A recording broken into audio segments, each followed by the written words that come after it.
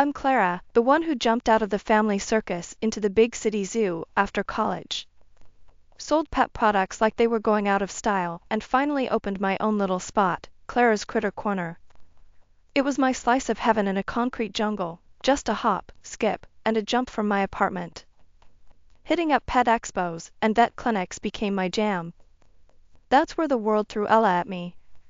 She was all class, working at one of those high-end vet clinics, and we clicked over the latest in chew toys and cat condos.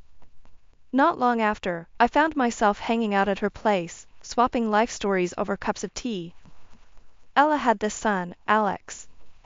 A vet, like her, but with this laid-back vibe that screamed I'd rather be at a beach than a clinic.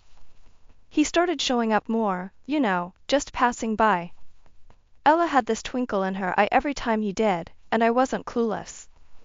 But, honestly, the guy was easy on the eyes, and those little visits turned into coffee dates, which turned into dinner plans. We were a thing before I knew it. He was like a live wire, always moving, always shaking things up. Our first real outing felt more like a spontaneous adventure than a date. Coffee turned into a sprint through a sudden downpour, which somehow ended with us soaked to the bone, laughing in a diner booth at some hole-in-the-wall place. Life's too short for sitting still, don't you think? He'd say, eyes twinkling with that daredevil gleam of his. And I, who'd built a life around order and routine, found myself nodding along, caught up in his whirlwind. Our conversations were never dull. He'd toss ideas at me like fireworks, each one more vibrant and wild than the last. Ever think about hosting a pet fashion show at your store? He'd suggest out of the blue, and I'd laugh, not because it was absurd, but because with him, it somehow seemed possible. With Alex, I found myself stepping into a world where the unexpected was the norm, and I loved it. He challenged me, pushed me, made me see the world through a lens that was constantly shifting, constantly alive. It was exhilarating, the way he could shake up the mundane, turn the everyday into an adventure. And despite the chaos, or maybe because of it, I found myself drawn to him, to the storm that he was. It wasn't all roses, though. Alex had this way of life that was, let's just say, more laid back than mine. Friends, parties, the works. The guy knew everyone, and everyone knew him. It was a lot. But Ella, she had faith. Said we could reform him. Me? I had my doubts, but love's got a way of making you see the best in people. The thing about life is, it's unpredictable. One day you're selling dog leashes, the next you're sitting across from your boyfriend's mom, getting hit with the marriage talk. Yeah, that festive dinner at Ella's wasn't just about celebrating her legendary meatloaf. So, what do you think about marriage, Clara? Ella asked, pouring another round of her too-strong homemade wine. The kind that sneaks up on you. I almost spat my drink. Marriage? Ella, Alex, and I are just, figuring things out. Ella chuckled. Figuring things out, huh? You've been figuring things out for 2 years now. Alex, who'd been suspiciously quiet, finally piped up. Mom, give Clara a break. We're good, aren't we? He flashed me that grin, the one that made my heart do somersaults even when I wanted to wring his neck. We're something, all right, I muttered, giving him a look. Ella leaned in, her eyes all sparkly. Clara, I'm not getting any younger. I want to see my boy settled. And I've seen how you two are together. You're good for each other. Settled?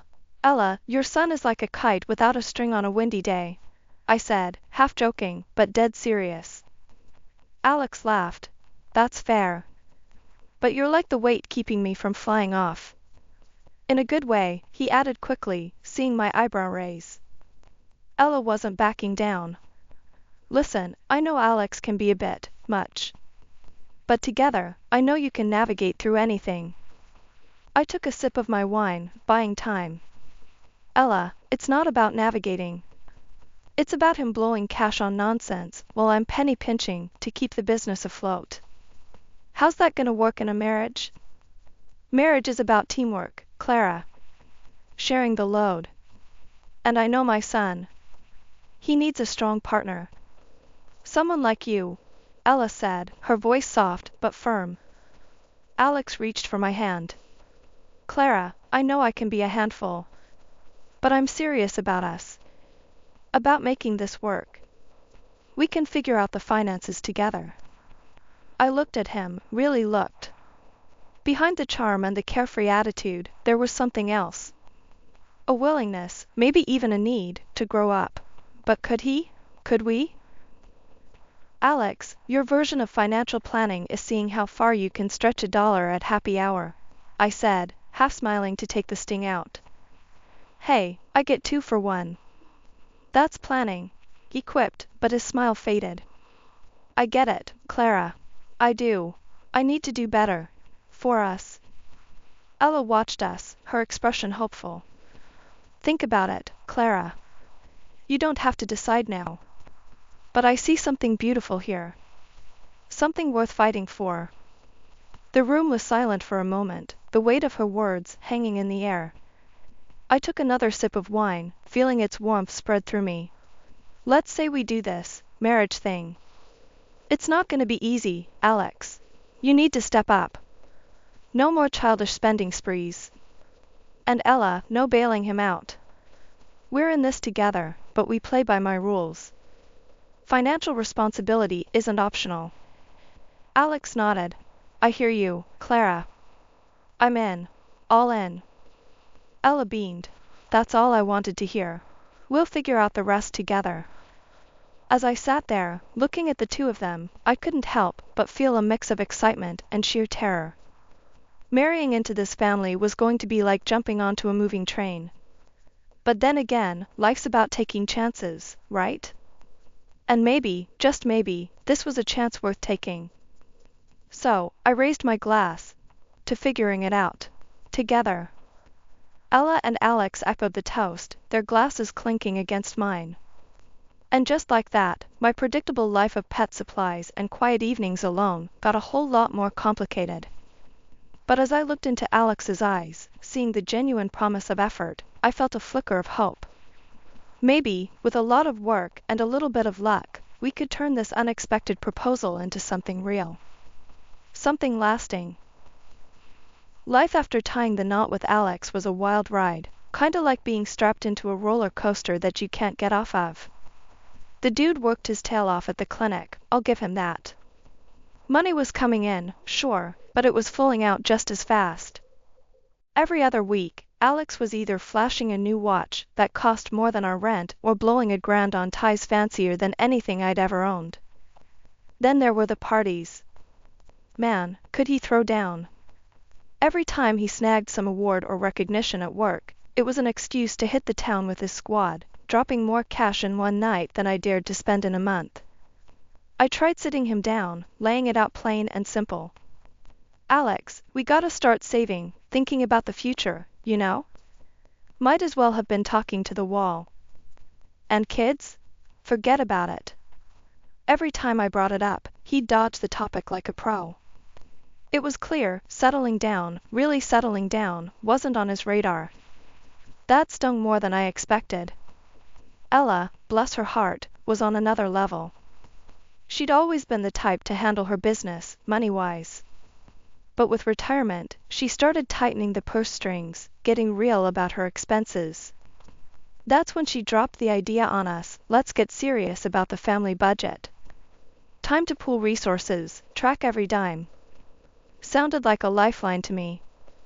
So, we opened this joint account, a pot for all things house and home. At first, Alex was on board, chucking in a decent share. But like clockwork, his enthusiasm fizzled. Payments became, oh, I'll do it tomorrow, until tomorrow never came. One evening, I cornered him, ready for a showdown. Alex, we talked about this. You, me, your mom, we're a team now. Time to act like it. He just shrugged, that maddening, laid-back shrug of his. Clara, this is just how things have been, you know? Mom's always had the bills and groceries covered. I take care of my own stuff. Why mess with a good thing? A good thing? My blood boiled. A good thing? Alex, we're supposed to be building a life here, not running some freewheeling bachelor pad. Things need to change. His reply was a cold splash of reality. Change? Clara, this is me. It's always been this way. Why start pinching pennies now? Life's got a funny way of throwing curveballs, and mine came in the form of 2 pink lines on a pregnancy test. Heart pounding, I broke the news to Alex, hoping, praying for a flicker of joy, a spark of excitement. His reaction? Cold enough to freeze hell over. Clara, are we sure we want to keep it? He tossed out, casual, as if discussing the weather. The words hit like a sucker punch. I stood there, stunned, my heart sinking to my toes. Absolutely, I shot back, my voice laced with steel. This isn't up for debate. Ella, on hearing the news, wrapped me in a hug, her support unwavering. We're in this together, dear, she assured, a rock in the storm that was brewing. Juggling the pet store with morning sickness was a Herculean task. Every day felt like running a marathon with lead shoes. So, I did what I had to do, pivoted to online sales, rented a warehouse near Ella's to ease the load. The digital leap was a lifeline, keeping my dream afloat as I navigated the rough waters of pregnancy. Then, as if life decided I hadn't had enough, Ella fell sick, landed straight in the hospital. My heart was torn between worry for her and anger at Alex, who couldn't be bothered to show his face at the clinic. Every day, I was there, holding Ella's hand, whispering promises of better days, while Alex, God knows where he was. Bringing Ella home was another chapter in the saga. I became nurse, caretaker, daughter she never had.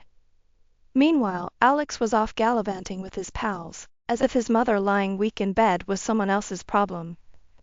Can't you spare a moment for your own mother? I finally exploded one evening when he breezed in past midnight, reeking of booze and bad decisions. She's got you, hasn't she? He retorted, a smirk playing on his lips that I itched to wipe off. Ella's your mother, Alex. Your mother. I spat the words, each one dripping with contempt. She needs us, not just me. But my words were rain against a window, seen but not felt. Alex shrugged off the responsibility like it was nothing, leaving me to wonder how the man I married had vanished so completely. Bringing a new life into the world should have been the kind of joy you shout from the rooftops. But when that day came, the echo of my joy bounced off walls built up by Alex's absence and indifference. Our baby boy, Lucas, was perfect, a tiny bundle of hope in a tangled mess of disillusion. Ella was my rock, stepping up in ways I never imagined. He's beautiful, Clara. Just perfect, she cooed, cradling Lucas with a grandmother's pride that outshone the dimness of the hospital room. Thanks, Ella. I don't know what I'd do without you, I murmured, exhaustion battling with gratitude. Alex's introduction to his son was brief, a fleeting moment that should have lingered. He's got your eyes, was all he offered before his attention slid away, back to his phone, to a world that didn't involve dirty diapers or midnight feedings. The first few weeks blurred into a cycle of feedings, diaper changes, and stolen moments of sleep. Through it all, Ella was my pillar, while Alex, well, he might as well have been a ghost for all the help he was.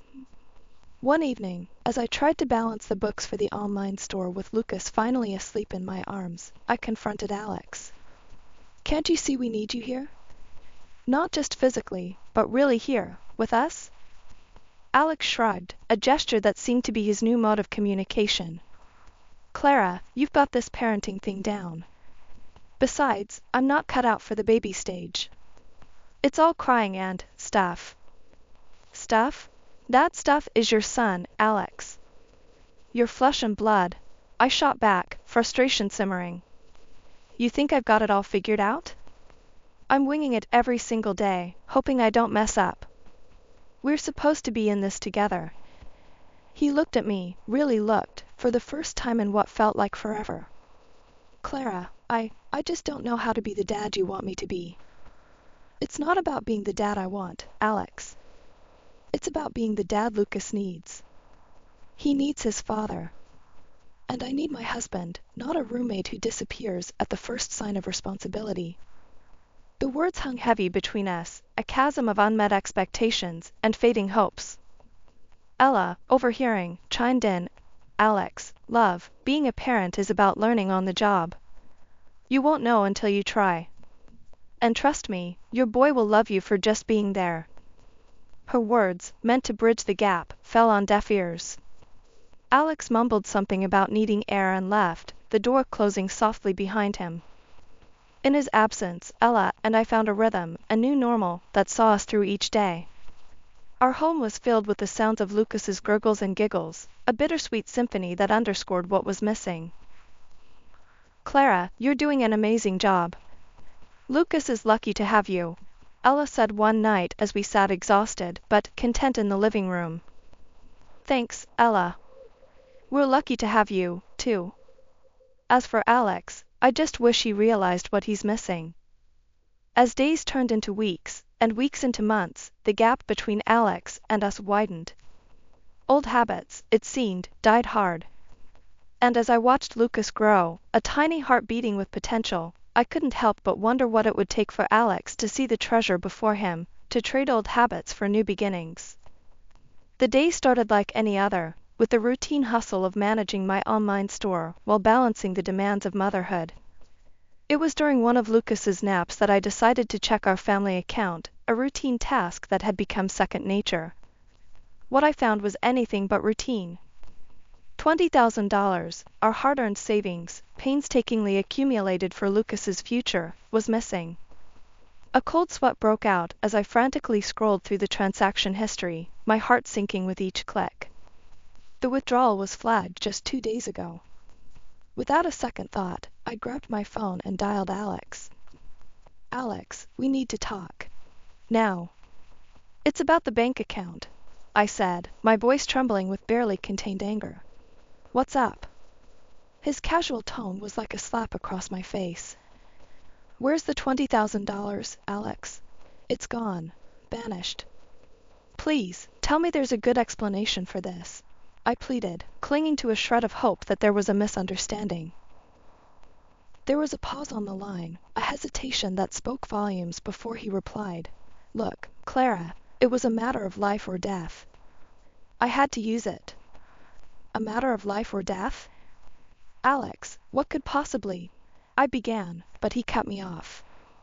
"We'll talk when I get home, okay? Just trust me," he said before hanging up. The hours until his return were agonizing, filled with worst-case scenarios and a growing sense of dread. When I finally heard the sound of a car pulling up, I rushed to the window, expecting an ambulance, a police car, anything that signaled a genuine emergency. Instead, I saw a sleek, new sports car gleaming in the driveway. Alex walked in with a swagger, the car keys twirling around his finger. "What do you think? Nice, right?" I stared at him, disbelief clouding my vision. "Nice? You spent our savings on a car? Alex, please tell me this is a joke." He shrugged, unfazed by my distress. "I needed something reliable.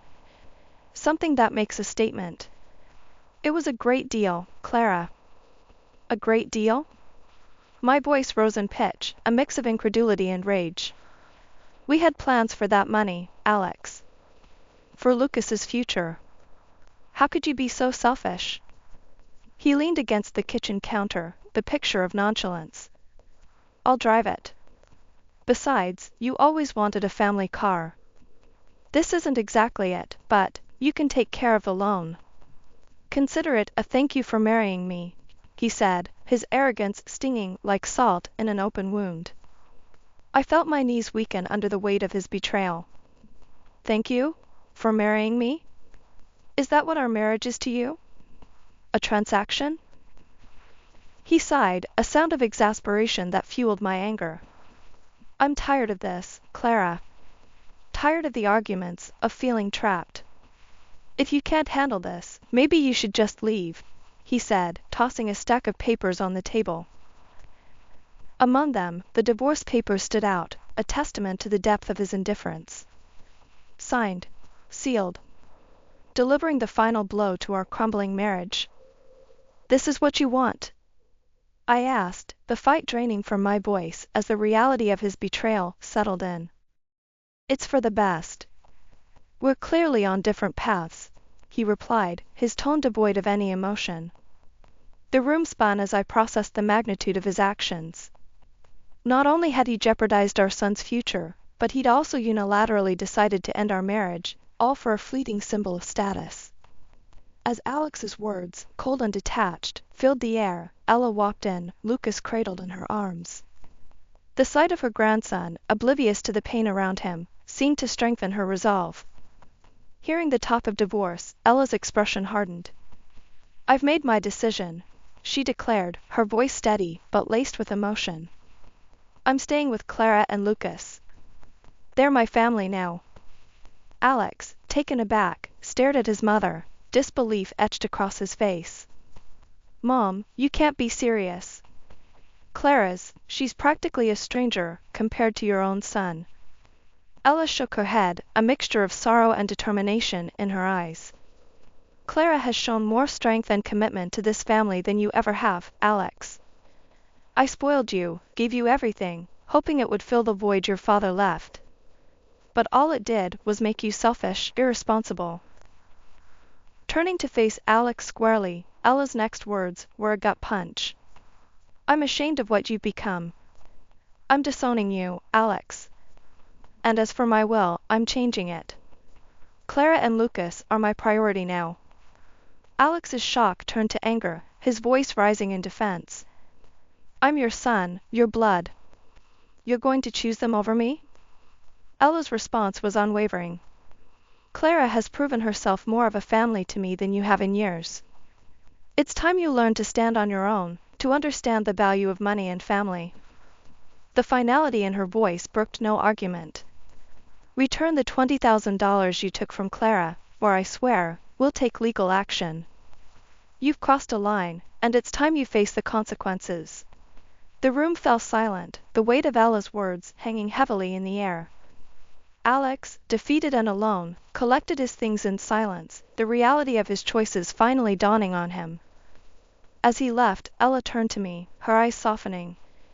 "I'm so sorry, Clara. I never intended for things to turn out this way. But I promise you, Lucas, and you are my family now. We'll get through this together." After the dust settled from the storm of my marriage's end, life took on a new rhythm, a melody composed of resilience, hard work, and unexpected bonds. The divorce papers were signed, turning a page I never expected to write in my life story. But here we were, me, Ella, and Lucas, creating a new definition of family.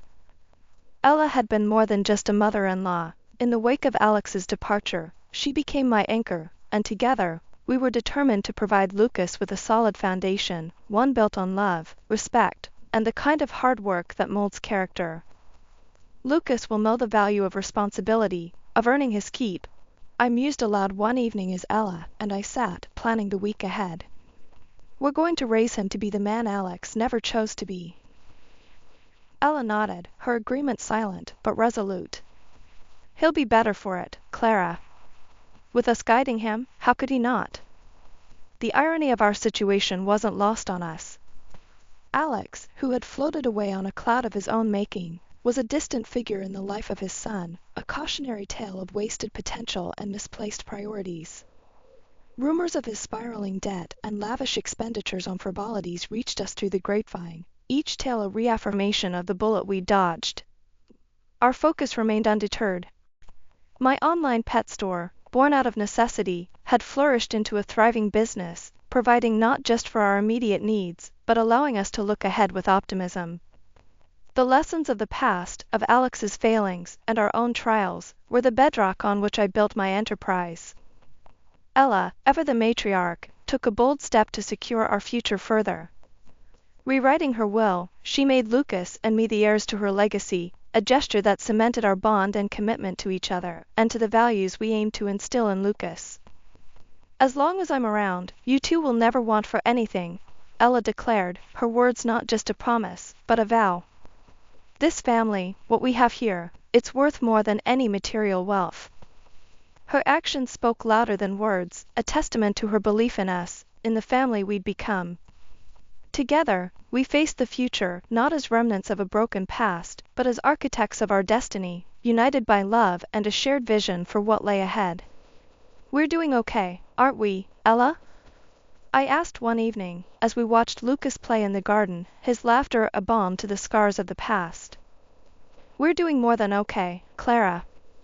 We're thriving, Ella replied, her hand squeezing mine. Together, there's nothing we can't overcome.